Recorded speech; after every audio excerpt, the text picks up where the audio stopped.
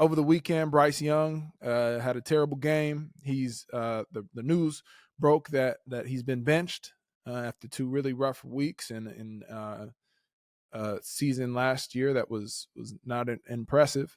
And Tom Brady took the stand and says that rookies are being forced to play too early, and he said that we've dumbed the game down, was his words, and it was in the context of what college players are being asked to do, and the factory that now is college football, where the playbooks are such that quarterbacks can come in, they could be plugged in, and it could be a pretty watered down playbook, and they're expected to be there for maybe a year or two, and then they're out of there, whether that's a transfer or they go into the league or whatever. So now offenses and quarterbacks are being developed with that mindset instead of being developed with the long game, and being able to actually make the reads and become smart quarterbacks. So I'm curious your thoughts, DJ, on what Mr. Tom Brady has said about the NFL becoming a dumbed down game. I agree. I feel like back when he was, when he first came in the league, so there was a lot more reads through progressions and things like that, especially like for the quarterback position. I don't necessarily know that it's like that in every system. It is tough, man. You're coming in asking the kid to come over. Obviously, you got the number one pick for a reason. So now that kid's got to come in and literally is supposed to take over your whole program, like with no one there to lead him, no one there to help him. Like with these things that they had a new coaching staff that year. Coaching staff got fired in like 11 games. Now you got a new staff. Like I think you're asking a lot of a young man who, like Tom Brady said, like you're building off college success when the college game is pretty much wide open. Like it's a lot of one read looks and things going on, and it's pretty wide open with playing college football. But NFL is different. Guys out there moving at tremendous speeds, and obviously some people are going to make that adjustment well.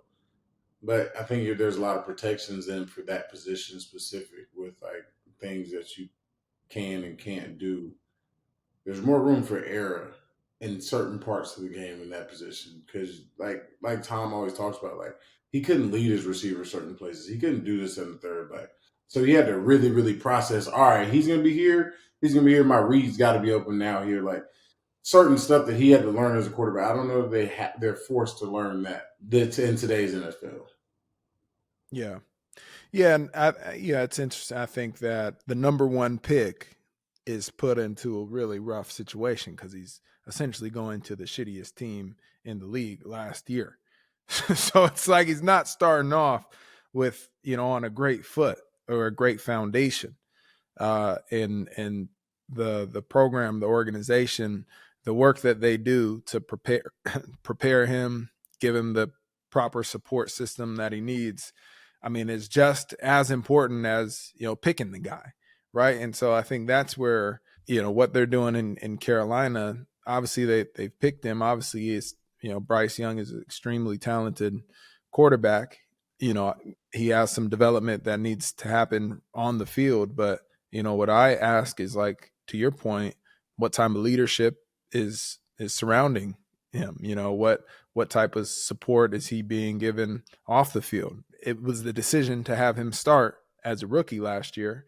Was that a decision that was made in the short term as like, hey, we're just trying to squeeze out some wins, but maybe we weren't ready for it. We didn't have the foundation, the infrastructure laid that he can be successful, versus saying, you know what, no, we're going to have him sit. We're going to bring in a veteran quarterback that is going to play for the first half of the season before then Bryce gets his first start and has some better footing. And that maybe is more of a long view of now the quarterback can be, Bryce can be more confident at the helm going into year 2, right? Because he didn't get his shit whacked. Well, that's the wrong word, but get his shit fucked up last year in season 1.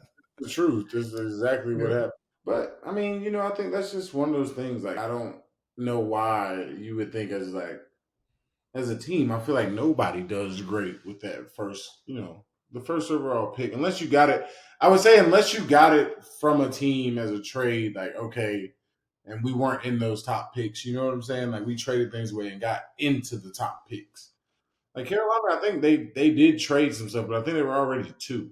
So like it wasn't like they were like down the board or something and traded up to get Bryce Young. Like they were already in the top five. So any of those teams usually don't have either their quarterback got hurt the year before and they didn't do well, or they don't have a quarterback and are looking to replace him. You know what I'm saying? And if their quarterback got hurt, they're usually not in the market for a QB. But I mean, if it's the other way around, they're in the market. Then you're asking, like you said, they're asking that kid to come in and turn around a whole bunch of stuff. Not just like the QB is not just the problem. If y'all went enough to be the first overall pick, it's not just him. There's a plethora Obviously, of things that you're trying to right, overturn, and you're right, putting it on a kid's shoulders. Usually, a kid who came out of school at 20. Like, rare are the Joe Burrows who went to school, came out at 23, 24, and is able to be mature enough to understand and help not only run the team, but help run an organization in a sense. Like, you got to help lead an organization. So, I mean, yeah. it's a lot. You asking a kid who went to school for 3 years, he's 20 years old, to come in and step in, like, what? Like, without anything in place. Like this isn't. Shout out to CJ. He went in and killed it. But like the Texans have a lot more strength. The players around there's some good players. A lot more structure in what the organization had going on with having a new coach who was a leader. Who's you know what I'm saying. Like you got a decent office line around you. You got the like just more things, just better things, like better toys to help you navigate whatever it is that you're about to do, and they also helping you try to navigate it. It's not like it seems like shit on fire in Carolina. You know, I just pray for the kid. I hope like things get better for him, man. You know, you hate to see that happen. He seems like a good kid. Yeah, best of luck to Bryce Young as he takes the next game, and who knows how many games after that to learn under Andy Dalton, who's coming in to be the starter. He's played a lot of years in the league, and hopefully Bryce bounces back with his confidence, and we'll see him again soon. I'm sure.